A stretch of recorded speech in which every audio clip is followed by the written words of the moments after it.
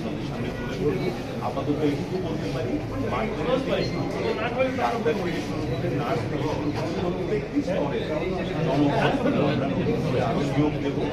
এটা একটা সঠিক পদ্ধতিতে সঠিকভাবে যেন হয় এটা মাননীয় মন্ত্রী, আমার একটা প্রশ্ন আছে যে হামসহ ক্রিটিক্যাল যে রোগগুলো চলে আসে এরপরে দেখা যায় যে আইসিইউর একটা বড় প্রয়োজনীয়তা দেখা যায় এবং আইসিইউ না পাওয়ার কারণে মারা যায়। তো কেন্দ্রীয় ভাবে ধরেন 1000 বা 2000 3000 বেডের বা 5000 বেডের একটা বড় আইসিইউ করার কোন সরকারের প্ল্যান আছে কিনা?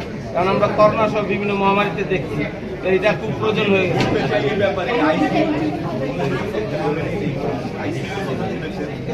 জানা জরুরি। আসলে আমরা তো নানান ধরনের স্বাস্থ্য চ্যালেঞ্জের মুখে পড়ে সাফার করি, আপনি সহ আমরা সহ। আমরা তখন দেখছি যে বাঁচতে হলে আইসিইউ থাকবে, বাঁচতে তবে এই আলোচনাটা আসা দরকার, গণমাধ্যমে আসা দরকার যে শুধু আইসিইউ একটা বিশেষায়িত সেবা। আইসিইউ শুধুমাত্র একটা যন্ত্রপাতি না। ফলে আমি যদি কালকে খালি 1000 আইসিইউ